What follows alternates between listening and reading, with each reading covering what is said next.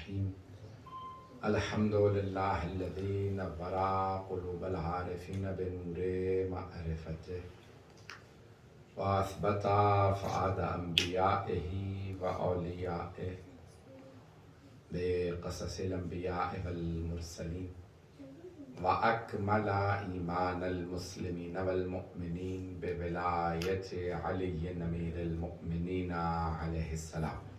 اللهم صل على محمد وآل محمد والصلاة والسلام والتحية والإكرام على أفضل الموجودات العبد المؤيد والرسول المسدد المصطفى الأمجد المحمود الأحمد أعني أبا القاسم محمد. اللهم صل على محمد وعلى روحه ونفسه وسهره ووصيه سيد الأتقياء والأصفياء مولى الموالي إمام المتقين علي بن أبي طالب. اللهم صل على محمد وعلى أوصيائه لا سيما بقية الله في الأرضين روحي وأرواح العالمين لتراب مقدمه الفدا واللعنة الدائمة على أعدائهم أجمعين من الآن إلى قيام يوم الدين. أما بعد فقد قال الله الحكيم في كتابه الكريم بسم الله الرحمن الرحيم لقد جاءكم رسول من أنفسكم عزيز عليه ما عنتم حريص عليكم بالمؤمنين رؤوف رحيم. صدق الله العلي العظيم. اللهم صل على محمد وآل محمد. بانی جشن نے اپنی والدہ مرحومہ سیدہ کہکشاں وجاہت بنت سید زیغم حسین رضوی کے لیے سورہ فاتحہ کی درخواست کی. الفاتحہ.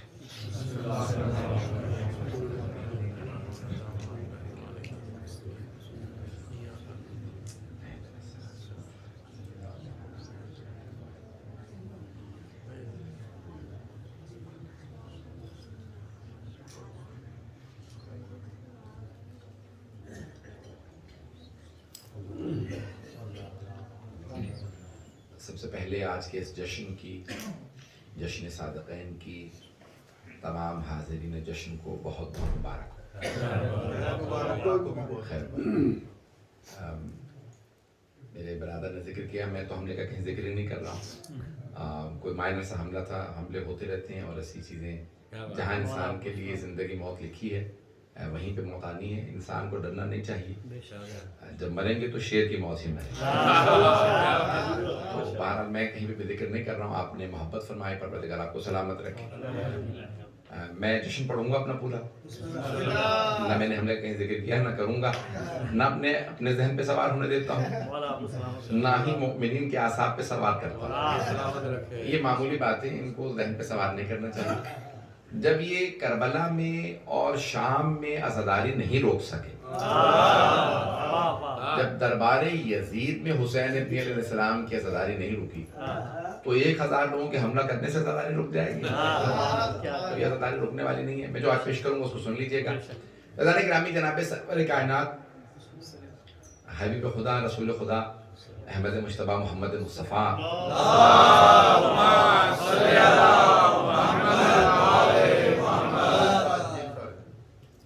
دنیا کی محبتیں سمیٹنے آئے. اللہ نے انہیں بنایا ہی محبتوں کے لیے.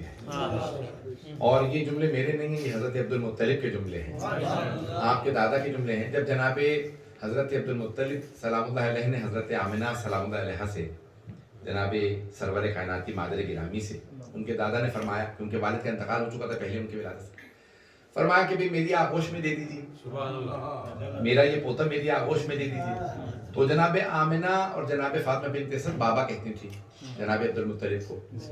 ان کے والد، ان کے شوہر کے بابا تھے، تو اس لیے وہ بھی بابا کہتے.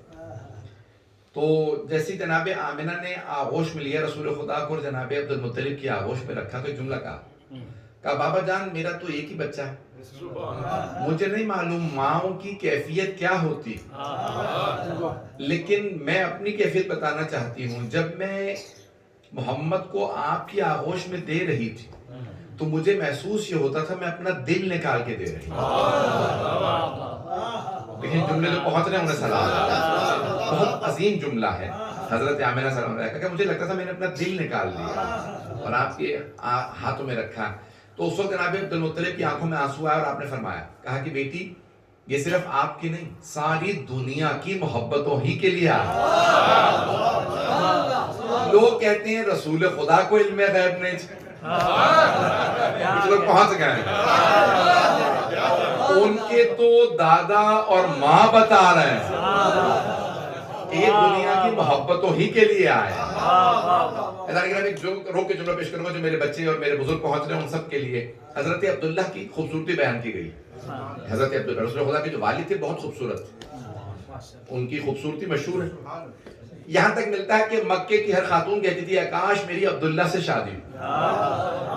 جب جناب عبداللہ کی شادی ہو گئی نا حضرت آمنہ سے، حضرت آمنہ دیکھیں مولا امیر علیہ السلام نے جب رسول خدا کے لیے نہج البلاغہ میں جملہ فرمایا ہے تو فرماتے ہیں جہاں جہاں جناب آدم سے رسول خدا کا شجرہ، ان کے انسیسٹرز، ان کے جو اجداد تھے، جہاں پہ بھی ان کا شجرہ 2 حصوں میں تقسیم ہوا. یہ دادا ہیں مثال کے طور پر، ان کے بعد یہ کئی بھائی ہیں ان کے، تو کہا جو سب سے افضل و اشرف تھے وہ رسول خدا کے اجداد تھے. جو لوگ پہنچ گئے انہیں سلام. جیسے مثال کے طور پہ اب جناب ابراہیم علیہ السلام کی شادی ہوئی حضرت سارہ سے. حضرت سارہ ایک نبی کی بیٹی تھی، ایک نبی کی بہن تھی، حضرت لوط کی بہن، ایک نبی کی زوجہ تھی، اور آنے والے ایک نبی اسحاق کی ماں تھی. لیکن اللہ نے یہ دیکھا کہ ایک بی بی سارہ سے افضل ہے، وہ ہے ہاجرہ. تو اللہ نے کہا اے ابراہیم اب اسماعیل سارہ کے بطن سے نہیں آئیں، ہاجرہ کے بطن سے آئیں گے، کیونکہ ہاجرہ سارہ سے افضل ہے. میرے محمد کے اجداد میں کوئی ایسا نہیں ہوگا جو سب سے افضل نہ ہو. جو لوگ پہنچ رہے ہیں انہیں سلام. مولا علی فرماتے ہیں جو سب سے افضل و اشرف تھے وہ اجداد رسول خدا. دیکھیں رسول خدا کو سمجھنا ہے نا تو پھر مولا علی سے سمجھ، اوروں سے نہ سمجھے پتہ نہیں کیا سمجھ جائیں گے. کچھ لوگ پہنچ رہے ہیں، وہ نبوت سمجھانے بیٹھے گے کچھ اور سمجھا کے بیٹھے. نبوت کو رسالت میں آپ کو سمجھنا ہے تو مولا علی سے سمجھ. تو مولا علی فرماتے ہیں جو سب سے افضل و اشرف تھے وہ رسول خدا کے اجداد. تو حضرت آمنہ بہت پاک دامن تھی. اچھا جناب رسول خدا کے دیکھیں مدینہ اور یہ جو اطراف کے علاقے ہیں، یثرب نام تھا اور ابوا جہاں جناب امام موسیٰ کاظم کی ولادت ہوئی، جہاں سے جناب آمنہ تھی، یہاں پہلے سے رسول خدا کے رشتے تھے. یعنی آپ کی والدہ وہیں سے تھی، نانا وہاں سے تھے، حضرت ہاشم کی والدہ وہاں سے تھی، تو پہلے سے وہاں سے رشتے تھے، تبھی آپ ہجرت کر کے وہاں گئے تھے. کچھ لوگ پہنچ رہے ہیں. تو حضرت آمنہ سلام علیہ سے جناب عبداللہ نے رشتہ دیا اور رشتہ ہوا. تو اب مکے کی خاتون سے جناب عبداللہ نے سوال کیا ابھی بھی شادی کرنا چاہتی ہو؟ کہا نہیں اب شادی نہیں کرنا چاہتی آپ سے. کہا کیوں؟ کیا کیونکہ وہ جو آپ کی پیشانی پہ نور نظر آتا تھا اب وہ آمنہ کی پیشانی پہ آ گیا. کچھ لوگ پہنچ رہے ہیں. یعنی وہ مشرک و کافر بھی سمجھ رہے تھے یہ جو نور ہے یہ عام نور نہیں ہے. نہیں سمجھ آیا تو مسلمانوں کو کچھ سمجھ نہیں آیا. میرے جملے پہنچ رہے ہیں. تکبیر، نعرہ رسالت، نعرہ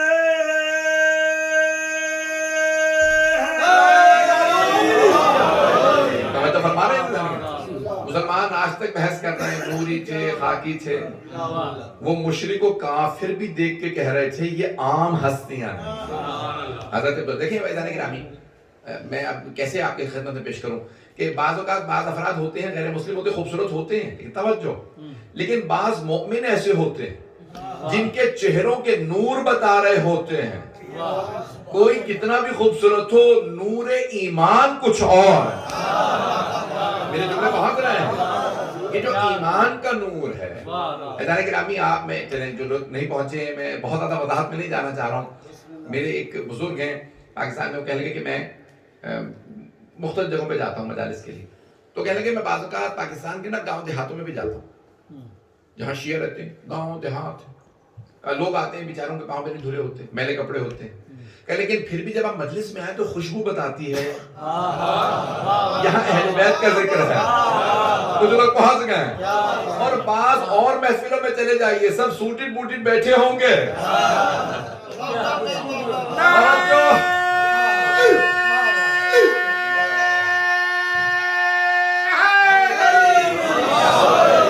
میرے جملے پہنچ رہے ہیں جانے گرا, لیکن وہ جو ایمان کا اتقان کا جو ایک نور ہے ادانے گرامی, آپ دیکھیں گے ایک مومن کا اپنا چہرہ ہی الگ ہوگا. افریقہ کے جنگل میں بھی رہنے والا ہوگا, نور بتائے گا یہ علی والا, ایسا ہی ہے. میرے کچھ بھائی پہنچ رہے ہیں. تو ادانے گرامی جناب سرور کائنات کا نور ہو, سوچیے اجداد کا کیسا چہرہ ہوگا.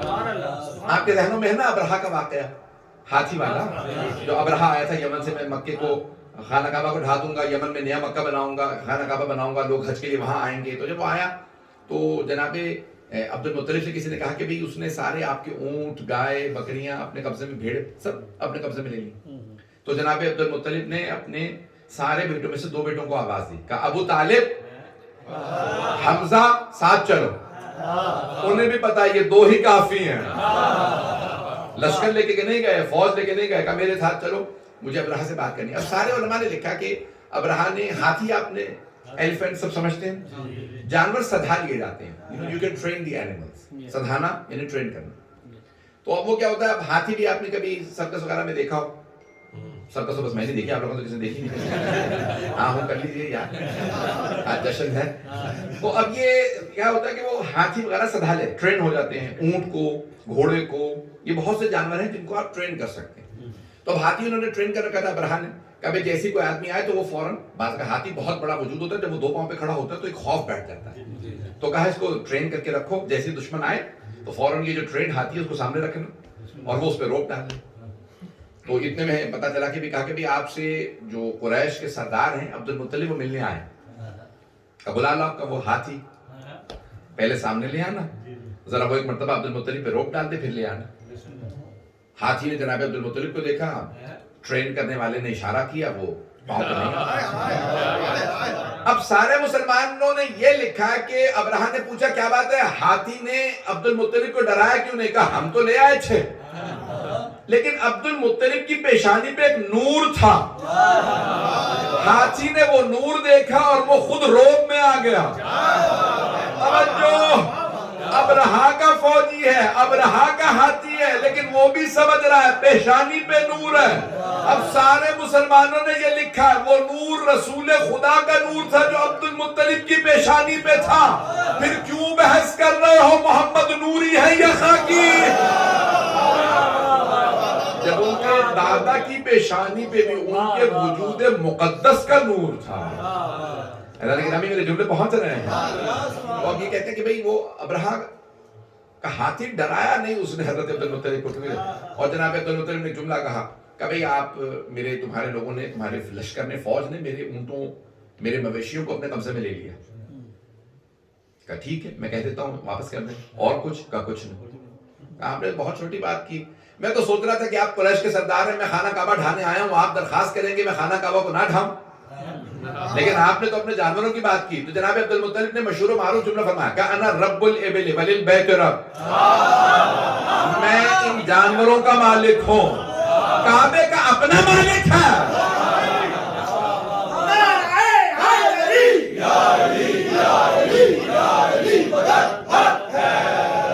کعبے کا اپنا مالک ہے, وہ اپنے گھر کی خود حفاظت کرے گا. اور اللہ نے حفاظت کر کے بتایا. توجہ, توجہ بے مننے کی توجہ ہو. ان مسلمانوں کو بھی سلام ہے جنہوں نے ایسے ایسے اجداد رسول خدا کو, باپ کو, چچا کو, دادا کو کافر لکھا ہے. آج کے بھی مسلمانوں کا ایسا عقیدہ نہیں ہے. توحید پہ ایک مسلمان کا اتنا پختہ ایمان نہیں جتنا حضرت عبد المطلب و ابو طالب کا تھا. کس کا اتنا؟ آج میرا چیلنج ہے کوئی اتنا بڑا مجھے مومن دکھائیے جسے اتنا یقین ہو اللہ کے اوپر. اور اللہ گرامی ویسا ہی ہوا جیسا جناب عبد المطلب نے فرمایا تھا. تو تفصیل کا وقت نہیں ہے. اللہ گرامی کی جناب سرور کائنات کے اہداف میں نے کیونکہ اب کچھ برادران کل والے جشن سے موجود ہیں اس لیے میں تو دہرا نہیں رہا. نہیں تو میں سوچ نیت تو یہی کر کے تھا میں کل والا ہی جشن دہرا دوں. لیکن آج کل جو ہے افراد بھی پہلے پہنچ جاتے ہیں اور جشن بھی پڑھنے کے بعد پہلے پہنچ جاتے ہیں. آج کل سوشل میڈیا کا دور ہے. یہ شعراء کے لیے تو بہت آسان ہے. وہ کہتے تھے وہی کلام سنا دیجیے. ہمارے لیے بہت زیادہ مسئلہ ہے. ہم پڑھ دیتے ہیں تو کہتے لوگ پچھلا والا جشن سنا. تو اس لیے میں پوری کوشش کر رہا ہوں کہ نئے مطالب پیش کروں کہ میں کچھ برادران میرے کچھ بزرگ کل کے جشن سے موجود ہیں. اعزازی گرامی جو جملے پیش کر رہا ہوں اس پہ توجہ کیجیے. تو رسم یہ تھی کہ قبیلے کا سردار یا خاندان کا بڑا اپنے بچے کا پوتے کا یا نواسے کا نام رکھا کرتا تھا. آج بھی ایسا ہے یا نہیں؟ دو چار لوگ ہی بول رہے ہیں. لندن میں نہیں ہوگا شاید. گرامی بڑوں کی ابھی بھی خواہش ہوتی ہے کہ بڑا کوئی نام رکھے. اور عام طور سے ابھی بھی ہمارے یہاں پاکستان میں ہندوستان میں رسم ہے کہ اگر کوئی بڑا نام رکھ دے تو پھر وہ برداشت نہیں کرتے کہ بیٹا یا بہو یا بیٹی یا داماد نام رکھے. بھی ہم نے جب نام رکھ دیا تھا تو پھر آپ نے نام کیوں رکھا؟ نہیں ہے مسئلہ. گرامی باقاعدہ لڑائی ہو جاتی ہے. تو اب سارے کے سارے مجمع نے کہا کہ بھئی سب خاندان جتنے بھی بچے پیدا ہوئے سب کے نام رکھے جائیں گے. تو ہر آدمی اپنے خاندان کا بچہ لاتا ہاتھوں پہ اٹھا کے کہتا میں نے کیا نام رکھا؟ کہ عبد العزا، عزا کا بندہ. توجہ، عبد الحبل. سارے کے سارے نام رکھ رہے تھے بتوں کے اوپر. ایک مرتبہ کا عبد المطلب، آپ کے گھر میں بھی تو پوتے کی ولادت ہوئی ہے. آپ نے کیا نام رکھا؟ آپ نے پیغمبر کو ہاتھوں پہ اتنا بلند کیا کہ سر سے اوپر لے گئے. جو پہنچ رہے انہیں سلام. حبیب خدا کو اپنے سر سے اونچا اٹھا کے کہا سب میں تو ہوں محمد. میں نے اپنے اس پوتے کا نام محمد رکھا. سارے مکے والوں نے اعتراض کیا آج تک ہم نے نام محمد سنا ہی نہیں ہے. عرب چھے ہم سے محمد ہے. حامد محمود محمد. توجہ، حامد حمد کرنے والا، محمود جس کی حمد کی جائے، محمد جس کی بہت زیادہ تعریف کی جائے. تو سارے عرب لوگوں نے اعتراض کیا آج تک ہم نے یہ نام نہیں سنا، کسی کا نام محمد نہیں رکھا گیا. آپ نے کیوں رکھا؟ کیا کیونکہ میں جو دیکھ رہا ہوں وہ تم نہیں دیکھ رہا. میرے اس پوتے کا نام عام ہوگا. ان سب کا اعتراض تھا آج تک یہ نام رکھا نہیں گیا محمد. تو آپ نے اپنے پوتے کا نام محمد کیوں رکھا؟ آپ نے فرمایا میں دیکھ رہا ہوں یہ نام عام ہوگا. آج دنیا میں سب سے زیادہ رکھا جانے والا نام. برطانیہ دیکھتے ہیں نا کہ ریکارڈز لکھے جاتے ہیں تو کہتے ہیں سب سے زیادہ کامن نیم یورپینز میں جان اور سر نیم سمتھ. جان سمتھ یہ سر نیم فرسٹ جو ہے، فرسٹ نیم جان اور سر نیم سمتھ، یہ سب زیادہ مشہور تھے. لیکن وہ کہتے ہیں کہ سارے ریکارڈز دنیا کے اگر دیکھیں تو سب سے زیادہ رکھا جانے والا فرسٹ نیم محمد ہے اور سر نیم حسین.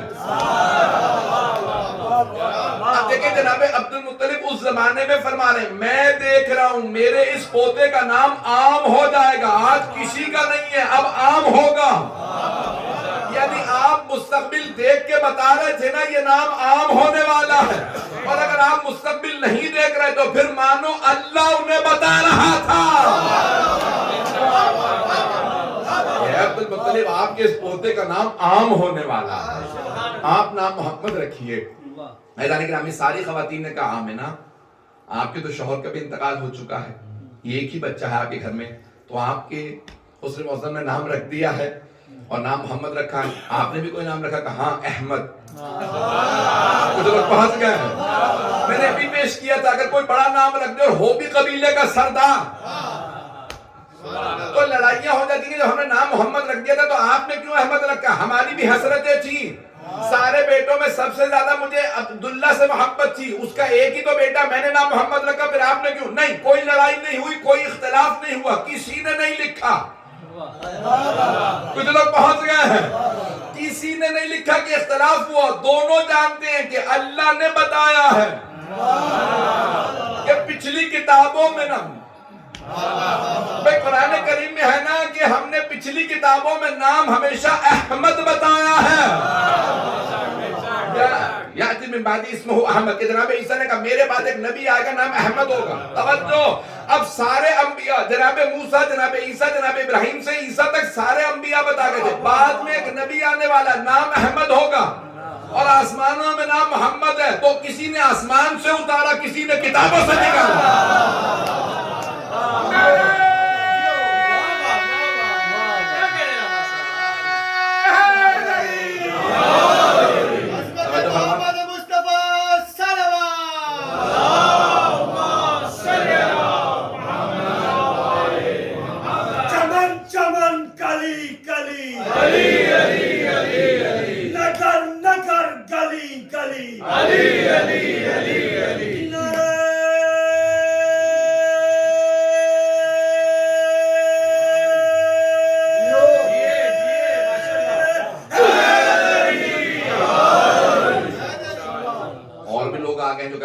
اس لیے میں نے اچھا ہی کیا کہ میں نے موضوع الگ ہی رکھا ہے. تو میں نے کل بالکل وہ دہرا نہیں رہا ہوں الفاظ تاکہ وہاں والے افراد بھی آج سیکھیں اور مزید. گرامی جناب عبد المطلب نے نام رکھا محمد، سمیتہ محمد، میں نے اپنے اس پوتے کا نام محمد رکھا. جناب آمنہ نے فرمایا میں نے نام احمد رکھا. قرآن میں ہے، اللہ فرما رہا ہے میں نے عیسیٰ سے کہا تھا بتا دو تمہارے بعد ایک نبی آئے گا نام احمد ہوگا. اب اتفاق کی بات تو ہو نہیں سکتی بھئی، یہ کوئی کوئنسیڈنس نہیں ہے کہ ماں نے احمد رکھ دیا، دادا نے محمد رکھا، لڑائی بھی نہیں ہوئی. انہیں بھی پتا تھا آسمانوں میں محمد ہے، ماں کو بھی پتا تھا توریت زبور انجیل میں احمد ہے. یہ کوئنسیڈنس نہیں ہے، میرے جملے پہنچ رہے ہیں. یعنی ماں کو اور دادا کو پتا ہے کہ یہ خاص ہے اور ہمیں ان کی حفاظت کرنی ہے. اب جناب عبد المطلب بھی حفاظت کر رہے ہیں، جناب آمنہ بھی حفاظت کر رہی ہیں، جناب ابو طالب بھی، جناب فاطمہ بنت اسد بھی، جناب حمزہ بھی، کیونکہ یہ خاص ہیں. اور جناب خدیجہ کوئی رشتہ قبول ہی نہیں کر رہی، نہیں ہمیں جو بشارت دی گئی ہے انہی سے شادی کریں گے. یعنی ان سب کو بشارت ہے پیغمبر کی وجہ سے. کچھ لوگ پہنچ گئے ہیں، ان سب ہستیوں کو بشارت رسول خدا کی وجہ سے. تو کیا رسول خدا کو کوئی بشارت نہیں؟ کچھ لوگ پہنچ گئے ہیں. جس حبیب کی وجہ سے اللہ نے ان سب کو بشارت دی، اے عبد المطلب آپ کے گھر میں وہ پوتا آئے گا جو اللہ کی محبتوں کا مرکز ہے. اے ابو طالب وہ آپ کا بھتیجا ہوگا جو اللہ کی محبتوں کا مرکز ہے. میں جملے پیش کر رہا ہوں. تو بچپنے سے اتنی محبتوں سے پالا سب نے کہ جب جناب رسول خدا سے مدینے میں صحابہ نے کہا یا رسول اللہ ذرا دعا کر دیجئے کہ بارش ہو جائے، پیغمبر نے ہاتھوں کو بلند کیا کہ پروردگارا میرا شہر ہے، میرے ماننے والے ہیں، بارش برسا دے. انہوں نے مجھ سے کہا. جیسے ابھی پیغمبر کے ہاتھ نیچے نہیں آئے تھے بارش برسنے لگی. سارے صحابہ نے کہا یا رسول اللہ بارش ہو گئی. توجہ، یہاں بارش برس رہی تھی، پیغمبر مسکرا رہے تھے، آپ کے دندان مبارک نظر آنے لگے. اتنا مسکرائے، ہنستے نہیں تھے پیغمبر، مسکراتے تھے. تو جب آپ مسکرا رہے تھے، اسمائل کرتے تھے، لاف نہیں کرتے تھے، تو آپ مسکرا رہے تھے. صحابہ نے کہا یا رسول اللہ اتنا تبسم فرما رہے ہیں کیوں؟ کہا مجھے چچا یاد آ گئے، مجھے میرے چچا یاد آ گئے. کہا یا رسول اللہ کیوں؟ کہا کل جب مکے والے میرے چچا سے کہتے تھے اے ابو طالب بارش کی دعا کیجئے، تو میرے چچا میرا واسطہ دے کے دعا کرتے تھے. آج مجھے چچا یاد آ رہے ہیں کہ کتنے خوش ہوں گے کہ محمد خود اس قابل ہو گئے. لیکن آپ دیکھیں دنیا کے اندر عام طور سے مکے والے جانتے کیا کہہ رہے تھے؟ اللہ نے اگر مکے ہی سے کسی کو نبی بنانا تھا تو کسی پیسے والے کو بنا دیتا. نہیں ہے لوگ، ایک سے قبیلے کا سردار موجود ہے، ایک ٹرائبل لیڈر، ایک حضرت یہ مسعود ہیں، بڑے بڑے جید جو قبیلے کے سردار تھے نا. پاک دامن بھی ایسے تھے سارے، قطبی تھے، ابو سفیانی تھے، پتہ نہیں لوگ پہنچ رہے نہیں پہنچ رہے، سب کے میں نام نہیں لے سکتا ہوں. یہ ایسا نہیں تھا کہ سارے کے سارے شرابی کبابی تھے، نہیں، نیک لوگ بھی تھے، اکا دکا ہی تھے. آپ لوگ تو پریشان ہو کے سمجھ رہے ہیں. اب مکے والے کہنے لگے اگر اللہ نے کسی کو نبی بنانا ہی تھا تو یہ عروہ ابن مسعود ہیں، بڑے بڑے جید لوگ موجود ہیں، سردار ہیں، اللہ نے ایک یتیم ہی کو کیوں بنایا؟ توجہ، اللہ کی بھی یہی چوائس ہے. جسے لوگ سمجھ رہے ہیں یتیم ہے، لاوارث ہے، اللہ نے کہا جسے تم لاوارث کہہ رہے ہو میں کائنات کا وارث اسی کو بنایا ہوں. اللہ نے کائنات کا وارث بنایا تو ایک یتیم کو. اور اتنا محبت سے حضرت ابو طالب نے پالا. بھائی میں چند جملے پیش کروں گا بچپنے کی صرف رسول خدا کے، جوانی کی نہیں، صرف بچپنا. کہ جب 6 برس کے تھے تو والدہ دنیا سے چلی گئی. 8 برس کے تھے جناب عبد المطلب آپ کے دادا انگلی پکڑ کے پیغمبر کے ساتھ طواف کر رہے تھے کعبے کا. کہ جب جناب عبد المطلب he was over 100 شاید 180 برس کے قریب تھے، جیسے گرے تو یعنی دل کا عارضہ ہوا، گر گئے تو سارا مجمع ان کو اٹھا کے لے جانے لگا باہر. پیغمبر اسلام نے فرمایا نہیں، خانہ کعبہ کے اندر لے چلو.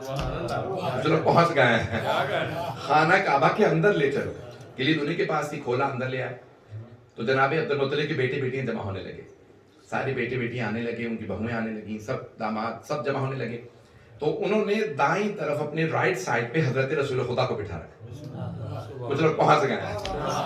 میں دیکھیں فضائل پڑھ رہا ہوں پیغمبر کے، جانتا ہوں کہ یہ مصحابی جو ہے. تو اب دائیں طرف پیغمبر اسلام کو بٹھایا اور سارے کے سارے بیٹے بیٹیاں آپ کے الٹی طرف تھے. ایک مرتبہ آواز دی، کہا ابو طالب کہاں؟ تو ابو لہب نے کہا کہ بابا جان مجھے وصیت کر دیجیے گا. کہا تجھ سے وصیت نہیں، وصیت مجھے صرف ابو طالب سے کرنی ہے، میرے بعد وہی تمہارا سردار، وہ سردار ہے، اسی سے وصیت کرنی کا. ابو طالب کو بلاؤ.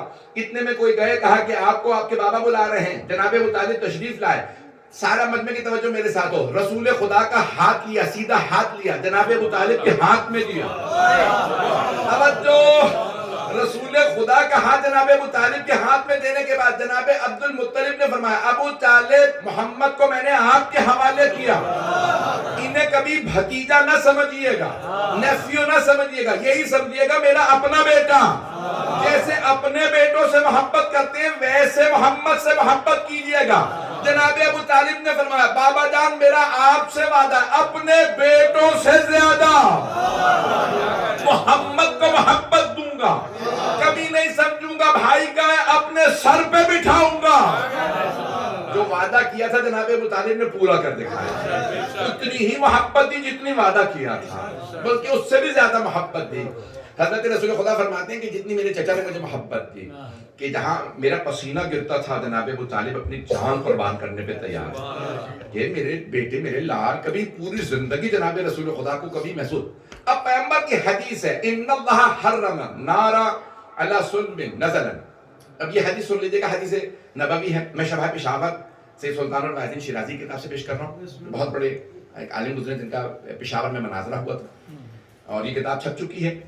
پشاور نائٹس کے نام سے انگلش میں بھی، اردو میں، فارسی میں اصل کتاب ہے، کئی زبانوں میں، لیالی پشاور عربی میں بھی ہے، کئی زبانوں میں ٹرانسلیشن ہوا ہے. امامت کے موضوع پہ، شیعہ دین کے موضوع پہ اگر آپ نے کوئی بھی کامل ترین مناظرہ پڑھنا ہے یا کتاب پڑھنی ہے تو شبہ پشاور پڑھیں. پشاور نائٹس پڑھ لیجیے، اس کے علاوہ آپ کو کسی دوسری کتاب کی ضرورت نہیں پڑے گی. امامت کے موضوع پہ اس سے بڑی کتاب نہیں. آپ لوگ تو پریشان ہو. اب یہ ہے ضخیم ہے کتاب، تھوڑی سی ڈیٹیلڈ ہے بہت زیادہ، لیکن آپ پڑھیں گے تو آپ کو لطف آئے گا. تو وہاں پہ انہوں نے اس حدیث کو نقل کیا ہے کہ ان اللہ حرم النار علی صلب نزل. اللہ نے جہنم کی آگ کو، رسول خدا نے فرمایا اللہ نے جہنم کی آگ کو حرام قرار دیا اس صلب پہ جس میں تھا، اس رحم میں جس میں میں تھا. فعلی رحم حملن، یعنی اس ماں پہ جس نے مجھے جناب اس ماں پہ جہنم کو حرام قرار دیا، اس باپ پہ جس کے پاس میں رہا، وعلا جوہر حجر، اور اس گود پہ اللہ نے جہنم کو حرام کرا دیا جس نے مجھے پالا. کچھ لوگ پہنچ گئے ہیں. پیغمبر اسلام نے فرمایا اللہ نے اس صلب پہ یعنی حضرت عبداللہ پہ جہنم کی آگ کو حرام قرار دیا، اس رحم پہ، اس ووم پہ جس نے مجھے حمل کیا یعنی میری ماں پہ، اور تیسرا وہ گود جس نے مجھے پالا. توجہ، یہ نہیں کہا جنت کو واجب قرار دیا، یہ کہا جہنم کو حرام قرار دیا. کچھ لوگ پہنچ گئے، باقی پریشان ہیں. اگر آپ فرماتے جنت واجب ہے تو جنت انسان جہنم سے ہو کے بھی جا سکتا ہے، لیکن پیغمبر نے فرمایا اللہ نے جہنم کو حرام قرار دیا، یعنی جہنم میں کبھی نہیں جائیں گے. اب اگر کوئی اپنی کتاب میں لکھے تو سمجھ لو پیغمبر کی حدیث کی مخالفت کر رہا.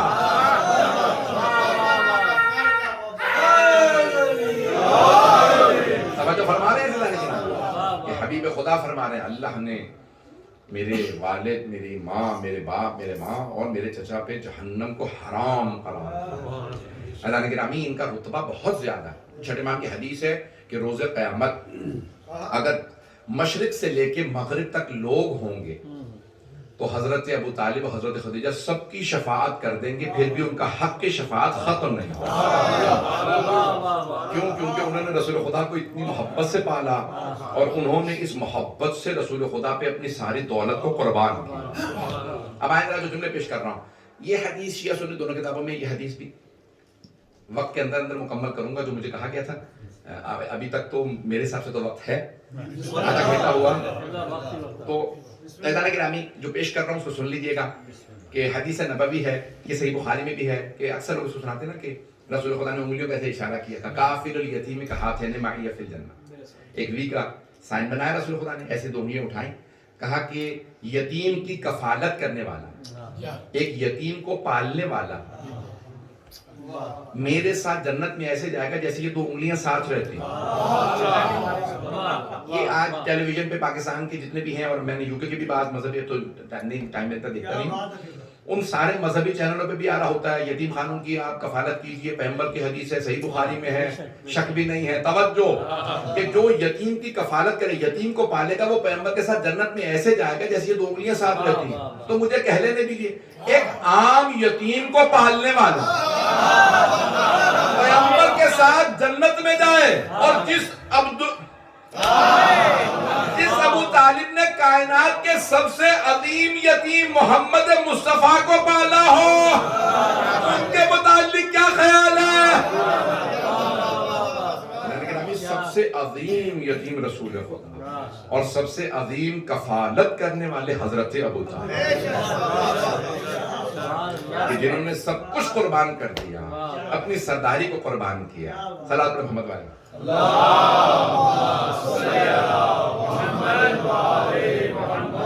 شک کر رہے ہیں جو ابو طالب کے دین پر، جس منہ سے پڑھ رہے ہیں وہ کلمہ رسول کا، اس پوری کائنات میں مسلمان نہیں ہے کوئی کافر کہ پانے والا رسول کا۔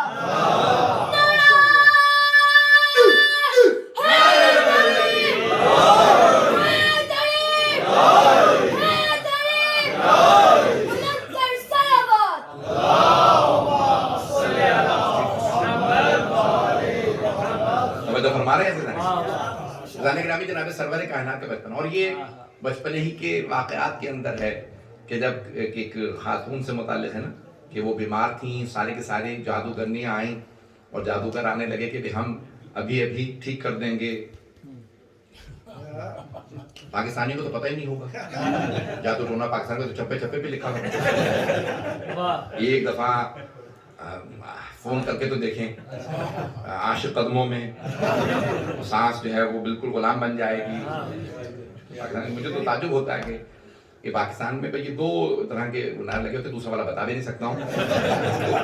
پورے پاکستان میں کہیں چلے جائیں، شہروں میں، گاؤں دیہاتوں تک کے اندر جو ہے وہ کہ فلاں بابا کا نمبر موجود ہے۔ اتنے ہی تم مقدس ہو تو نمبر کیوں رکھے ہوئے ہیں؟ لوگوں کو خود آنے دیں تو تمہیں تلاش کر لیں گے۔ اب یہ بہرحال اس زمانے میں وہ بوڑھی خاتون کے پاس سارے کے سارے پیغمبر اسلام کے جو اعزا کے اندر ایک خاتون، بوڑھی خاتون بیمار ہو گئی، سارے جادوگر جتنی بھی تھے سب کے سب مرد اور عورتیں سب آ کے مختلف ٹوٹکے کرنے لگے۔ ایک مرتبہ سرور کائنات جو بہت کم سن تھے، صرف 4 برس کے تھے، آگے بڑھے، سارے بتوں کو پھینکا۔ انہوں نے کہا کہ عذاب آئے گا اس بچے پہ، اس نے بتوں کو پھینک دیا۔ جناب ابو طالب نے کہا خبردار ہاتھ نہ لگانا، میرا بھتیجا۔ توجہ، بتوں کا ماننے والا بھتیجے کی محبت نہیں دیکھتا، پہلے اپنی عبادت دیکھتا۔ کچھ لوگ پہنچ گئے ہیں۔ تو حضرت پیغمبر اسلام آگے بڑھے، سارے بتوں کو پھینکا کہ ہٹ جاؤ، آگے بڑھے، پیشانی پہ ہاتھ رکھا کہ اٹھ کے بیٹھ جائیے، آپ ٹھیک ہو گئی ہیں۔ اور سارے مجمع نے دیکھا وہ ٹھیک ہو گئی تھی، جس کا ہاتھ مس ہو اور شفا دے دے، کیسے ممکن ہے زری پہ جائے کوئی شفا نہ لائے؟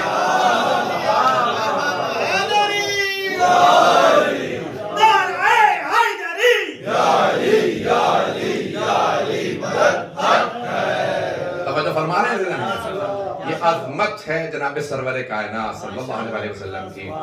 عزیزان گرامی، یہ آپ کی عظمت تھی اور آپ کے یعنی اثر یہ تھا۔ صحابہ کے لیے ملتا ہے کہ آپ جب وضو کرتے تھے نا سرور کائنات، تو صحابہ کہتے تھے پانی گرنے نہ دینا، یہ پانی جیسے ہی پیغمبر وضو کریں وہ ظرف میں لے لینا، ایک برتن لاتے تھے اس میں لے جاتے، کب بیماروں کو پلا دینا ٹھیک ہو جائیں، بے ایمان کو پلانا ایماندار ہو جائے.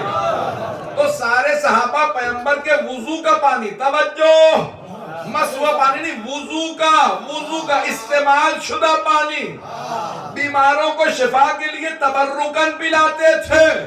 اور تبرک کے منکروں صحابہ تبرک کو مانتے تھے. پیغمبر کے بدن کا مس ہوا پانی، حضرت گرامی کہتے تھے کہ کوئی بیمان پی لے گا اسے ایمان آ جائے گا، اس کے اندر اثر تھا. یہ پیغمبر کے بدن کا مس ہوا پانی. حضرت گرامی جہاں سرور کائنات کے جسم مبارک کے اندر بہت سے معجزات میں نے کل رات پڑھے تھے کافی، وہ نہیں یہاں دہراؤں گا، لیکن بچپنا پیغمبر کا ایسا تھا کہ کم سنی. آئیں ذرا غار حرا کے صرف 2 جلدی مسلمات آپ کی خدمت میں پیش کروں، صلی اللہ علیہ وسلم فرمائیں. لیکن اس زمانے میں قبلہ اول قبلہ تھا، ذہنوں میں ہے. اب آپ جب غار حرا میں جائیں گے نا تو جب آپ خانہ کعبہ کی طرف رخ کریں گے اسی طرف قبلہ اول بھی ہے اور خانہ کعبہ بھی. کچھ لوگ پہنچ گئے ہیں. مکے کے اس ڈائریکشن میں پیغمبر اسلام نماز پڑھتے تھے جا کے ابھی اعلان رسالت سے پہلے، کہ قبلہ اول بھی اس طرف تھا، خانہ کعبہ بھی اسی طرف ہے. یعنی جو پیغمبر کے دل میں تھا وہ قبلہ بھی وہی تھا اور جو اللہ نے بتایا تھا وہ بھی وہی تھا. یہ ختمی مرتبت کا رتبہ ہے کہ وہ اس وقت نماز پڑھتے تھے. مولا امیر علیہ السلام نے فرمایا کہ تم مجھے بتاؤ گے دین کیا؟ میں اس وقت نماز پڑھتا تھا جب تمہیں پتہ ہی نہیں تھا نماز ہے کیا. میرے جملے پہنچ رہے ہیں. یہ نحل بلاغہ میں مولا نے فرمایا ہے. مولا نے فرمایا جب ہمارے باقی برادران کو بھی پتہ بھی نہیں تھا نماز بھی کوئی چیز ہے نا. لکھا ہے لوگوں نے کہ جب مکے میں کوئی صاحب پہنچے تو کہتے ہیں کہ میں نے دیکھا کہ ایک بہت وجیح پر نور چہرہ ہے جو کہا یہ نہیں لکھا کہ نماز، کیونکہ اس زمانے میں صلاۃ نہیں معلوم تھا کہ نماز ہے. تو کہا میں نے دیکھا کہ ایک وجیح انسان ہے، خانہ کعبہ کی طرف کھڑا ہے اور حالت عبادت میں ہے. پشت پہ ایک خاتون ہے جو سر سے لے کے پاؤں تک برقعے میں، یہ حضرت خدیجہ، اور یہ نماز جو پڑھا رہے ہیں وہ رسول خدا، پتہ نہیں مجمع ہے یا نہیں. اور کہا ساتھ میں اس کے دائیں طرف ایک بچہ کھڑا جو واسطہ ہے اس بی بی میں اور اس مرد میں. بچہ 10 برس کا ہے، بچے کا چہرہ بتا رہا ہے کہ بہت باجلال. یہ تھے مولا علی. مولا فرماتے ہیں جب تمہیں نماز ہی کا نہیں پتا تھا، میں رسول خدا کے ساتھ جناب خدیجہ کے ساتھ نماز پڑھا کرتا تھا. اور حفاظت کے لیے 3 افراد، یہ 3 نماز پڑھتے تھے اور 3 حفاظت کے لیے کھڑے ہوتے تھے. کب پوچھا یہ کون کون حفاظت پہ کھڑے کا؟ یہ ایک چچا ہے ابو طالب، دوسرے چچا حمزہ، تیسرا بھائی ہے اس بچے کا نام ہے جعفر طیار. اوروں کا تو ذکر ہی نہیں ہے. تم لوگ پہنچ رہے ہیں. یہ 3 نماز پڑھتے تھے، وہ 3 حفاظت پہ کھڑے ہوتے تھے. جناب ابو طالب اس حالت پہ کھڑے، خبردار کسی نے اوجڑی پھینکی، خبردار کسی نے توہین کی، میرا بھتیجا نماز میں ہے. اور کئی مقامات پہ روایات میں الفاظ موجود ہیں کہ حضرت ابو طالب کہتے تھے جعفر تم بھی علی کی طرح کیوں نہیں میرے بھتیجے کے پیچھے کھڑے ہو جاتے ہیں؟ تم بھی نماز پڑھا کرو، حفاظت کے لیے میں ہی بہت ہوں. اعزانی گرامی میں بہت سوچا کرتا تھا کہ جناب ابو طالب کو اپنی بوڑھی ہڈیوں پہ اتنا حضور تھے نا جناب ابو طالب. بھائی توجہ ہے مجمع کیا ہے یا نہیں توجہ؟ اس وقت جناب ابو طالب کے بال سفید ہو چکے تھے، داڑھی سفید ہے، مونچھیں سفید، بھویں سفید، 80 برس سے زیادہ سن ہے، لیکن پھر بھی کہہ رہے میں اکیلا حفاظت کر لوں گا. میں بہت سوچتا تھا اتنا بھروسہ کیوں ہے؟ پھر میری نگاہوں میں خیبر کا در آ گیا. پھر مجھے پتا چلا فاتح خیبر کے باپ ہیں. مجھے بھروسہ نہ ہو کہ آپ بھی نماز پڑھا کیجئے جعفر، میں اکیلا حفاظت کر سکتا ہوں. اعزان گرامی جناب ختمی مرتبہ اس زمانے میں نماز پڑھا رہے ہیں اور یہ حفاظت کر رہے ہیں. عبادت محمد کی حفاظت کی ہے تو حضرت ابو طالب نے، تبلیغ محمد کی حفاظت کی ہے تو ابو طالب نے. اعزان گرامی اب ملتا ہے کہ جناب سرور کائنات جب اعلان رسالت کر دیے، ابتدائی دور پڑھوں ابھی بس 5 سے 10 منٹ کی اور زحمت دوں. چلیں میرے اب چھٹے امام سے متعلق بھی میں پڑھنا چاہ رہا تھا لیکن اب وقت نہیں رہا. ملتا ہے کہ جناب سرور کائنات تنگ آ جاتے تھے مکے کے ان گناہوں سے. لوگ بیٹیاں دفنا رہے ہیں، مکے میں شراب پی جا رہی ہے، پیغمبر کو بھی روکنے کی اجازت نہیں. تو کہتے تھے پروردگارا تیری سرزمین ہے لیکن میں رکنا نہیں چاہتا کیونکہ لوگ گناہ کر رہے ہیں، میری آنکھوں کے سامنے گناہوں مجھ سے برداشت نہیں ہوتا. تو کیا کرتے تھے؟ مکے سے باہر چلے جاتے غار ہرا میں. جب غار ہرا میں چلے جاتے تو وہاں کھانا کون لاتا تھا؟ حضرت خدیجہ اور حضرت ابو طالب. پھر اس کے بعد جب مولا امیر، کیونکہ مولا امیر 30 سال پیغمبر سے کم سے ہیں، تو جب جناب مولا کی ولادت ہوئی تو پھر کہا کہ جناب خدیجہ سے کہتے تھے کہ آپ تشریف نہ لے جایا کیجئے، کھانا مجھے دے دیا کیجئے، یہ کھانا میں پہنچا دوں گا رسول خدا تک. کم سنی سے مولا امیر اکیلے مکے سے غار ہرا تک کھانا لاتا. جناب خدیجہ کئی مرتبہ کہتی میں ساتھ چلوں گی، ساتھ آتی کا یہاں پہ انتظار کیجیے میں پیغمبر تک کھانا پہنچا کے آتا ہوں. عزیزان گرامی، یہ محبتیں کسی اور میں نہیں تھی. پتہ نہیں لوگ پہنچ رہے ہیں نہیں پہنچ رہے ہیں. اب میں جملہ کہنے والا ہوں میں بہت معذرت کے ساتھ، جو فرسٹ کلاس مسلمان تھا اسے کافر بنا دیا، اور جو تھرڈ کلاس کافر تھا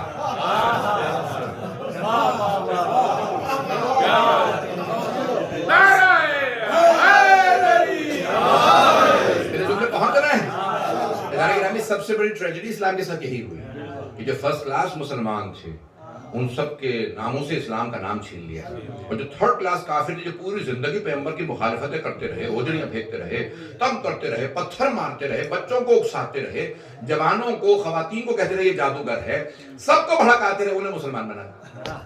انہیں کہتے ہیں نہیں مسلمان تھے، یہ مقدسات ہیں. یہ عزیزان گرامی، آج اسلام کے ساتھ اتنی ناانصافی ہے کہ جنہوں نے قربانیاں دی آج ان کا نام نہیں ہے. میں بہت معذرت کے ساتھ جملے پیش کر رہا ہوں، آخری جملے سن لیجئے گا. عزیزان گرامی، جب یہ جملے سن لیجئے کہ جناب موسیٰ علیہ السلام کی والدہ، جب جناب موسیٰ علیہ السلام کو انہوں نے بہا دیا، کل میں نے جملہ جہاں تک روکا تھا وہ میں نہیں دہراؤں گا، پچھلی باتیں اگلی بات سن لیجئے. جناب موسیٰ کی والدہ نے تابوت میں رکھا، بہا دیا. اب وہاں پہ اگر آپ دیکھیں گے نا تو سورہ 7 کے اندر الفاظ ہیں کہ جناب موسیٰ کی بہن کلثوم، یہ تو قرآن میں نام نہیں آیا، قرآن نے صرف بتایا کہ اخت یعنی ان کی بہن، تو قرآن نے صرف بہن بتایا ہے. یہ معصوم نے نام بتایا کلثوم تھا. امام معصوم نے بتایا نام کلثوم تھا، چھٹے امام نے بتایا، فرمایا کہ بھئی نام کلثوم تھا. حضرت کلثوم نے کہا جب دیکھا نا کہ ماں تڑپ رہی کہ حضرت موسیٰ کو تابوت میں رکھ کے بہا دیا، جسے کہا جاتا ہے تابوت سکینہ، جس کا بہت زیادہ احترام اور تقدس. تو ایک مرتبہ جناب موسیٰ کے والدہ نے جب بہا دیا تو ایک مرتبہ بہن نے کہا، جناب موسیٰ کی بہن نے کہا اللہم صلی علی محمد وآل محمد. جناب موسیٰ کی بہن نے فرمایا کہ اماں اگر آپ پریشان نہ ہو، اگر آپ پریشان ہیں تو اگر آپ کہیں تو میں بھائی کے ساتھ چلی جاؤں. آئیں جناب موسیٰ کا جو تابوت بہ رہا تھا نا دریائے نیل میں، ساتھ ساتھ دوڑتی رہیں، چلتی رہیں. بہت کم بہنیں ہیں جو بھائیوں کے ساتھ ایسے چلی، کچھ لوگ پہنچ گئے ہیں. کچھ بہنیں ہیں جو بھائیوں کے ساتھ چلی ہیں، کچھ لوگ پہنچ گئے ہیں، وقت نہیں ہے. تو اب جناب صاحب فرماتے ہیں کہ جناب کلثوم ساتھ ساتھ چلی اور دیکھتی رہیں کہ یہ تابوت کہاں جاتا ہے. دیکھا کہ فرعون کے محل میں چلا گیا. وہاں پہ حضرت آسیہ موجود تھی، انہوں نے فوراً آواز دی، کہا کیا ہے یہ تابوت، کیسا ہے یہ؟ کہا کہ اس میں بچہ ملا ہے. ایک خادمہ نے دیکھا تابوت کو کھولا کہ اس میں بچہ ہے. کہا دکھاؤ. بس جناب آسیہ نے گود میں اٹھایا جناب موسیٰ کو. اللہ نے جناب آسیہ کے دل میں جناب موسیٰ کی محبت اتارا. بس آغوش میں لیا کہ میرے بڑھاپے کا سہارا آ گیا. جناب آسیہ لاغلط تھی، ان کی اولاد نہیں تھی. شی واز بیرن، ان کی اولاد نہیں تھی. اللہ نے کیوں؟ فرعون کی زوجیت میں تھی. تو اللہ نے کہا نہیں کہ مومنہ کو فرعون سے اولاد نہیں ہوگی، تو کہا کہ نہیں ان کے اولاد نہیں ہوگی. جیسی آغوش میں لیا کہ آج سے یہ بچہ میں پالوں گی. توجہ، ایک چھوٹے سے نبی کو بھی پالنے کے لیے اللہ نے پہلے کسی مومنہ کو بھیجا تاکہ کبھی کوئی کافر یہ نہ کہے تیرا نبی میں نے پالا تھا. اللہ کافروں سے نبیوں کی پرورش نہیں کرواتا. پہنچ گیا ہے. لیکن ابھی اس لیے جب چھوٹے نبی کو پالنا تھا تو اللہ نے جناب آسیہ کا انتخاب کیا. اور اگر سب سے بڑے نبی کو پالنا ہو تو اللہ کہے گا پھر مومن نہیں چلے گا، پھر کسی کلے ایمان کا باپ چاہیے ہوگا. پہنچ گیا حضرات ہے. اللہ نے گرامی اب آئیے ذرا، دین پہنچایا ہم تک صادق نبی نے، اور دین کی فروعات کو بچایا صادق امام. اصول دین کو امام حسین نے بچایا، فروع دین کو امام صادق نے بچایا. عزیزان گرامی، آج ہمارے پاس یہ صحیح وضو نہ ہوتا، صحیح غسل نہ ہوتا، صحیح نماز نہ ہوتی اگر امام صادق علیہ السلام نے قربانیاں نہ. آج سب کچھ ہمارے پاس ہے امام جعفر صادق علیہ السلام.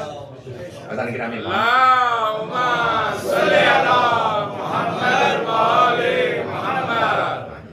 موقع ملتا تو انشاءاللہ تفصیل سے پورا ایک گھنٹہ امام صادق پہ بھی بولتا، لیکن مختصر سا سن لیجیے گا، 10 سے 15 منٹ زحمت دوں گا. اذان گرامی امام کی بہت زیادہ قربانی ہے، اور کوئی بھی امام کی خدمت میں آتا تو امام یہ نہیں دیکھتے تھے کہ یہ ہماری ولایت کو مانتا ہے یا نہیں مانتا. کیا بات ہے، سبحان اللہ. کیا بات. امام ابو حنیفہ امام نے یہ نہیں کہا کہ تم پہلے ولایت کا اقرار کر. پتہ نہیں لوگ ہیں یا نہیں. بھئی امام ابو حنیفہ امام کے پاس پڑھے یا نہیں پڑھے. انہوں نے خود کہا کہ لولا سنتان لہلک نعمان، اگر 2 برس میں نے صادق آل محمد کی خدمت میں نہ گزارے ہوتے تو میں ہلاک ہو جاتا. نعمان ہلاک ہو جاتا. امام ابو حنیفہ کا نام تھا نعمان ابن ثابت. توجہ، بڑے بڑے کہہ گئے کہ اگر اہل بیت نہ ہوتے تو ہم ہلاک ہو جاتے. گرامی اب یہ امام ابو حنیفہ کہتے ہیں کہ میں نے جو کچھ سیکھا میرے پاس ہے وہ امام صادق علیہ السلام. امام ابو حنیفہ صرف 2 برس پڑھے. امام مالک 7 برس امام صادق کے شاگرد رہے. کتنے برس؟ 7 برس. اور وہ خود اپنی کتاب میں لکھتے ہیں الموطا میں لکھتے ہیں نہ میں نے سنا نہ دیکھا نہ پڑھا اتنا مقدس انسان جتنا کہ جعفر صادق. نہ میں نے کسی کی ایسی عبادت دیکھی. جب وہ نماز پڑھتے تھے تو لگتا تھا نماز بنی ہی ان کے لیے. جب وہ قرآن کی تلاوت کرتے تھے لگتا تھا قرآن آیا ہی ان کے لیے. جب وہ روزے میں ہوتے تو ان کا چہرہ بتاتا تھا عابد و زاہد ہے تو امام صادق. عزیزان گرامی 500 سے زیادہ امام بخاری کے راوی امام صادق کے یا شاگرد ہیں یا شاگردوں کے شاگرد. یعنی صحیح بخاری بھی نہ ہوتی اگر امام صادق کے شاگرد نہ. آپ لوگ تو پریشان ہو گئے. میں صحیح بخاری میں سب کچھ صحیح نہ ہو تو سب کچھ غلط بھی نہیں ہے. یہ جو ہمارے یعنی فضائل اور مناقب اور یہ بہت سی اچھی چیزیں ملتی ہیں وہ سارے کی ساری کہاں سے ہیں؟ امام صادق کے شاگردوں سے. یہ جو حدیث آئی ہے کہ اگر یہ 2 انگلیاں جیسے، یہ ساری کی ساری یہ کہاں سے؟ امام صادق کے شاگردوں سے. یہاں تک کہ امام بخاری کہتے ہیں کہ بہت سے ایسے افراد تھے ان کے پاس جاتا تھا تو اس نے کہا کہ کھانا نہیں کھا سکتے جب تک کہ اہل بیت کے دشمنوں پہ لعنت نہ کریں. یعنی ایسا نہیں ہے کہ یہ آج کی شیعوں نے تبرہ شروع کیا، اس زمانے کے بھی شیعہ ایسے ہی تھے. اب میرے جملے پہنچ رہے ہیں. اذان گرامی یہ تبرہ شیعہ تھے اس زمانے سے. میرے جملے پہنچ رہے ہیں، لوگ پریشان تو نہیں ہیں. اذان گرامی یہ جو آج جتنی بھی احادیث ہیں یہ امام صادق علیہ السلام نے دوبارہ احادیث کو زندہ کیا، اپنے اجداد کے اقوال کو زندہ کیا. اجداد کے اقوال ختم ہو جاتے. امام فرماتے ہیں کہ میرے شاگرد اگر نہ ہوتے، بہت سے نام بھی لی جیسے ابو بصیر ہیں، حضرت محمد بن مسلم ہیں، زرارہ ہیں، ایک ایک امام کے شاگرد کو کسی کو 60,000 70,000 80,000 احادیث یاد تھی. ایک ایک شاگرد کو. حضرت محمد بن مسلم جب واپس آئے کوفے کے رہنے والے تھے، جب واپس آئے تو کوفے والے کہتے تھے چلو درس میں چلیں، مسجد کوفہ میں درس ہونے والا ہے محمد بن مسلم کا. جب وہ ایک خاص وقت تھا وہ منبر پہ آتے تھے، سارا کوفہ جمع ہو جاتا تھا، مسجد میں بیٹھنے کی جگہ نہیں ہوتی تھی. ایک دن سب لوگ باتیں کرنے لگے کہ محمد بن مسلم ہیں کون؟ کہ ہر موضوع پہ ہر آیت پہ انہیں حدیث یاد. کوئی فقہی موضوع نہیں ہے جس پہ انہیں حدیث یاد نہ ہو، کوئی تاریخی موضوع نہیں جس پہ انہیں حدیث یاد نہ ہو. ہر آدمی باتیں کرنے لگا یہ کون ہے؟ کرتے کرتے ایک آدمی نے کہا کہ بھئی یہ جعفر الصادق کے شیعہ. بس یہ سنا حضرت محمد بن مسلم رضی اللہ عنہ رونے لگے. اس نے کہا کہ شاید میں نے گستاخی کی، مجھے کہنا چاہیے تھا ان کے دوست ہیں یا ان کے قریبی آدمی کا. نہیں، دوست کی کیا حیثیت ہے، میں تو اس پہ ہی رو رہا ہوں کہ تم مجھے ان کا شیعہ کہہ رہے ہو. اگر روز قیامت امام نے مجھ سے پوچھ لیا کہ تم میرا شیعہ، سارے لوگ تجھے میرا شیعہ کہتے تھے، تیرا کیا اتنا معیار تھا تو میرا شیعہ کہلا سکتا ہے؟ عزیزان گرامی 70-80,000 محمد بن مسلم کو 80,000 احادیث حفظ تھیں. اتنی احادیث حفظ کر کے بھی انہوں نے کبھی تکبر نہیں کیا، مٹے ہوئے تھے. میرے جملے پہنچ رہے ہیں؟ یہ آگے رات دیکھا کہ پڑھیں تھوڑا سا. 2 سے 4 منٹ کے سہمت ہوں. عزیزان گرامی 80,000 احادیث حفظ کرنے کے بعد وہ ناز نہیں کرتے تھے بلکہ کہتے تھے میں کس منہ سے کہوں میں صادق آل محمد کا شاگرد. لوگ کہتے تھے بھئی آپ ان کے شاگرد ہیں، ان کے شیعہ کا. نہیں، تمہیں نہیں پتا، میں امام کو جانتا ہوں. امام کا معیار بہت بلند ہے، میں اس لائق نہیں کہ میں ان سے اپنی آپ کو نسبت دوں. عزیزان گرامی مقدس جب امام کے شاگرد ایسے سوچئے امام کیسے ہو. حضرت زرارہ نے ایک دن امام سے شکوہ کیا کہ مولا بچپنے سے آپ کے پاس پڑھنے آ رہا ہوں، 35 سال ہو گئے، میرے بابا اور میں آپ کے پاس پڑھنے آتے تھے، میرے بابا کے بابا کے پاس پڑھتے تھے، میں آپ کے پاس 35 سال سے آپ مجھے حج سکھائے جا رہے ہیں، مولا یہ حج کب ختم ہوگا؟ مولا نے فرمایا اے زرارہ وہ حج جو آدم کی خلقت سے 2000 سال پہلے شروع ہوا تھا، آپ چاہتے ہیں میں 35 سال میں سارا پڑھا دوں؟ عزیزان گرامی 4000 شاگرد تھے امام صادق کے، ان کی صلاحیت کم تھی، امام صادق کی صلاحیت زیادہ، نہیں پہنچا سکا۔ عزیزان گرامی آج آپ یونیورسٹیز میں جائیے، برطانیہ کی دنیا کے اندر جو ٹاپ کلاس یونیورسٹیز ہیں اس وقت امریکہ اور برطانیہ کی مانی جاتی ہے۔ ایک زمانہ تھا صرف برطانیہ چھایا ہوا تھا۔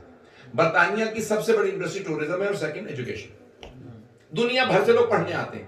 بعض ایسی یونیورسٹی ہیں جہاں 20-20 ہزار شاگرد اسٹوڈنٹس ہیں، 20,000 اسٹوڈنٹس، لوگ پریشان ہو گئے، پڑھوں اوور 20,000 اسٹوڈنٹس ہیں ایک یونیورسٹی میں، جائیں گے ساری فیکلٹیز میں 500 سے زیادہ پڑھانے والے ہیں، پروفیسرز، ایسوسیٹ پروفیسرز، لیکچرز سارے ملائیں گے 500 سے زیادہ، ایک ایک ڈپارٹمنٹ میں بعض اوقات 20 سے زیادہ پڑھانے والے ایک ڈپارٹمنٹ میں۔ میں ایک جگہ گیا، میں پی ایچ ڈی کے لیے، بہت پہلے کی بات ہے، اتنا بھی پرانا نہیں لیکن پھر بھی تقریباً یہ 18 سال پہلے کی بات۔ ایک یونیورسٹی میں میں نے کہا میں پی ایچ ڈی کرنا چاہتا ہوں اس موضوع پہ ایک ٹاپک، انہوں نے کہا نہیں کر سکتے۔ کیوں؟ اس ٹاپک پہ ہمارے پاس کوئی پی ایچ ڈی کے لیول کا سپروائز کرنے والا نہیں۔ میں سوچنے لگا کہ امام صادق علیہ السلام کا ایک شاگرد یہاں آیا، ان کے پاس پی ایچ ڈی کا آدمی نہیں ہے۔ توجہ، امام کے 4000 شاگرد تھے ایک ایک ڈپارٹمنٹ میں، یہ 20 افراد ایک ڈپارٹمنٹ میں کیوں؟ کہ نہیں، سب کا اسپیشلائزیشن الگ الگ ہے، ایک ایک ڈپارٹمنٹ میں ایک فیکلٹی کے اندر 20 سے زیادہ، توجہ، پڑھانے والے سب کا اسپیشلائزیشن الگ۔ امام صادق الف بے نہیں پڑھا رہے تھے، ریسرچ سکھا رہے تھے۔ 4000 شاگردوں کو تمام علوم میں ان کی صلاحیت کم تھی، امام صادق کی زیادہ۔ آج امام صادق کے مکتب کا ایک شاگرد جاتا ہے، پی ایچ ڈی کا سپروائزر نہیں ملتا۔ اب سوچئے امام صادق کے پاس 4000 ریسرچ، پتہ نہیں لوگ ہیں یا نہیں۔ میں نے دیکھیں 10 منٹ کہا تھا، آپ کہیں گے بھئی یہ 10 منٹ کا وعدہ کر کے 20 منٹ بول گیا، 2 منٹ کی زحمت دوں گا۔ ایک یونان کے، ایک گریک، اس زمانے میں یونان بہت ایڈوانس، یونان کی یعنی ایک تاریخ تھی، it was very advance, especially medicine میں، فلسفی میں بہت ایڈوانس تھے۔ تو ایک یونانی ریسرچر وہاں پہ آیا، میڈیسن کا ایکسپرٹ آیا، تو وہ آنے کے بعد اس نے کہا کہ بھی میں آپ سے بات کرنا چاہتا ہوں۔ اب یہ توحید مفضل ابن عمر، مفضل ابن عمر امام کے شاگرد ہیں، حضرت مفضل ابن عمر رضی اللہ عنہ امام کے شاگردوں میں سے ایک شاگرد ہیں جن کی کتاب توحید مشہور ہے۔ میں 2 منٹ کے اندر مکمل کر رہا ہوں، میرے ساتھ رہیں۔ تو امام، انہوں نے اپنا پورا یہ واقعہ لکھا۔ اب وہ یونانی آیا، اس نے آنے کے بعد دیکھا کہ بھی پتہ تو چلے یہ بھی کتنے ایکسپرٹ ہیں، 4000 شاگرد ہیں۔ کہا میں ملنا چاہتا ہوں۔ امام نے کہا بیٹھ بات کرو۔ کہا میں، امام نے کہا کس چیز میں ماہر ہو؟ کہا میں طب میں۔ ریسرچ کس پہ ہے؟ تو ویٹرینرین تھا، یعنی جانوروں پرندوں کے اوپر ریسرچ۔ پرندوں پہ؟ ہاں، میں سارے پرندوں پہ، میں نے سب کے انڈے الگ الگ ہوتے۔ توجہ سے سنیے گا۔ امام نے کہا اچھا دیکھو، کہا کہ بتائیے کہ آپ کے نزدیک بیماریوں کا علاج سب سے کہاں سے شروع کیا جائے؟ امام نے کہا ساری بیماریوں کی جو جڑ ہے نا وہ معدہ ہے۔ آج 21st سینچری میں جا کے انہوں نے ڈسکور کیا ہے کہ you are what you eat, جو آپ کھاتے ہیں وہی ہوتے ہیں۔ اسی لیے کہتے ہیں حلال کھاؤ، فریش کھاؤ، پتہ نہیں لوگ ہیں یا نہیں ہے، خالص چیزیں کھاؤ، یا اس زمانے سے اسلام بتا رہا ہے۔ تو امام نے کہا معدہ ساری بیماریوں کی جڑ ہے، اپنی خوراک پہ غور کرو۔ کہا یہ آپ کو کس نے بتایا؟ امام نے کہا میں حجت خدا ہوں۔ اب وہ یونانی ڈاکٹر تھا، اس نے کہا میں تو اسپیشلسٹ ہوں، میں ماہر ہوں، یہ آپ کو کس نے سمجھایا؟ امام نے کہا میں نے بتایا۔ اس نے کہا امام نے کہا بتا تمہارا اسپیشلائزیشن کیا؟ کہا میں نے سارے پرندوں پہ ریسرچ کی ہے۔ امام نے کہا ایک دیکھو، اللہ کے وجود پہ دلیل دے رہا ہوں کہ اتنے پرندے ہیں، ہر پرندے کا انڈا ہوتا ہے، اور انڈے میں کیا ہوتا ہے؟ 2 ہی چیزیں ہوتی ہیں، سفیدی اور زردی۔ 2 ہی چیزیں ہوتی ہیں، سفیدی، زردی۔ امام نے کہا چاہے چھوٹے سے چھوٹا انڈا ہو، بڑے سے بڑا انڈا، اس میں 2 ہی چیزیں ہوتی، چاہے جانوروں کا انڈا ہو، سفیدی، زردی۔ توجہ، کہ لیکن کبھی ایسا نہیں ہوتا کبوتر کے انڈے سے مرغی کا بچہ نکلا۔ توجہ، کہ زردی وہی، سفیدی وہی۔ اللہ نے کتنی بولیاں بنائی ہیں پرندوں کی، کتنے رنگ برنگے پر ہیں، کوئی اڑتا ہے کوئی نہیں۔ توجہ، امام نے کہا اتنی باریکیوں سے انسان نہیں بنا سکتا، بنانے والا خالق وہ ایسا قدیر و علیم ہے جس کا علم لا زوال ہے۔ اتنی باریکیوں سے ہر انڈے کے اندر کبھی ایسا نہیں ہوتا، وہی زردی ہے، کبھی ایسا دھوکہ نہیں ہوتا کہ اس کا انڈا نکال کے دوسرے کے نیچے بھی رکھ دو گے تو اسی کا بچہ نکلے گا جس کا انڈا ہے۔ امام نے جتنی باریکیوں سے سمجھایا ہے کہ دیکھ کتنے رنگوں کے پر نکلتے ہیں اور ہر پر ہر بولی الگ ہے۔ کبھی بھی ایسا نہیں ہوتا کہ ان کی بولیاں ہیں، یہ بات کرتے ہیں، کمیونیکیٹ کرتے ہیں۔ آج جا کے سائنس ثابت کر رہی ہے کہ جانوروں میں کمیونیکیشن ہوتا ہے۔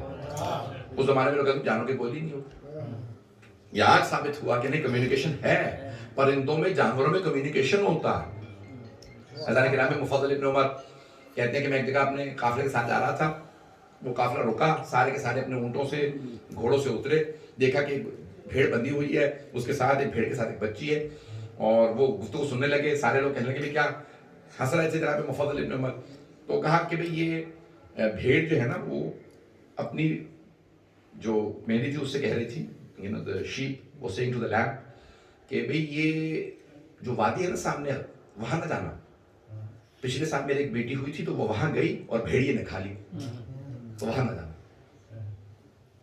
اتنے میں وہ ایک آدمی آیا، اس نے بھیڑ کو کھولا، لے جانے لگا۔ کہا بھئی یہ ایک منٹ، یہ بھیڑ آپ کی کہاں؟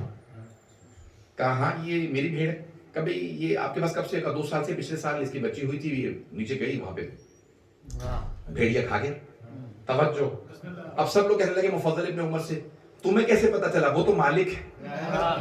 کہ مجھے امام صادق نے جانوروں کی بولی سکھائی۔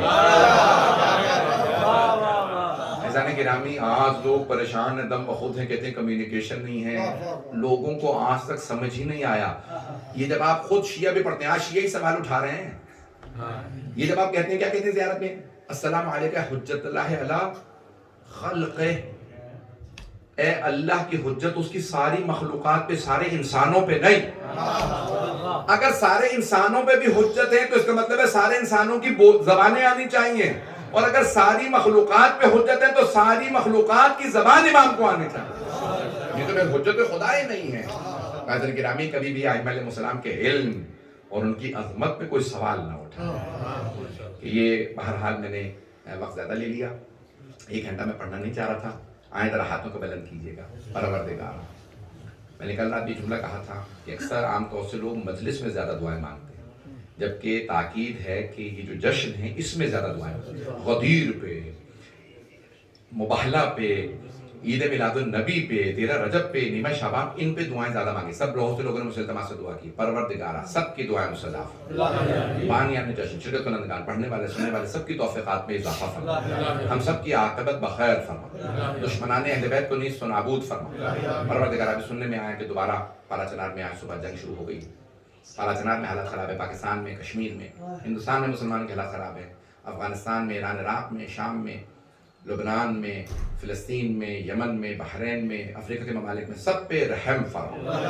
پروردگار اس مبارکہ کو ترقی عنایت فرما، خدمت کرنے والوں کی توفیقات میں اضافہ فرما، جو ہاتھ بلند ہیں کسی کو رد نہ فرما۔ پروردگار تجھے واسطہ اپنے عزت و جلال کا ہمیں رسول خدا اور امام صادق علیہ السلام کی بار بار زیارت نصیب فرما، آخرت میں ان کی شفاعت نصیب فرما۔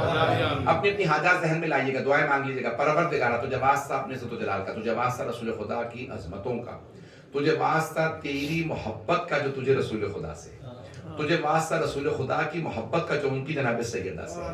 پروردگارہ کسی کو خالی ہاتھ نہ لوٹا، سب کی حاجات قبول فرما۔ پروردگارہ تجھے واسطہ رسول خدا کی مولا امیر سے محبت کا، تجھے واسطہ رسول خدا کی امام حسن حسین سے محبت کا، تجھے واسطہ رسول خدا کی اپنی نواسیوں سے محبت کا۔ پروردگارہ سب کی دعائیں مستجاب فرما، کسی کو خالی ہاتھ نہ لوٹا، بے اولادوں کو اولاد عنایت فرما، اولاد والوں کی اولاد کو نیک و صالح بنا، پریشان حالوں کی پریشانیاں دور فرما، مقروضوں کے قرضے ادا فرما، حج و زیارات کی تمنا رکھنے والوں کو بار بار حج و زیارات نصیب فرما۔ پروردگارہ ہمارے بہت سے بھائیوں نے بہنوں نے ہم سے التماس سے دعا کی ہے، سب کی دعائیں مستجاب فرما۔ ربنا تقبل منا انك انت السميع العليم بحق محمد وآلہ الطیبین الطاہرین المعصومین صلی اللہ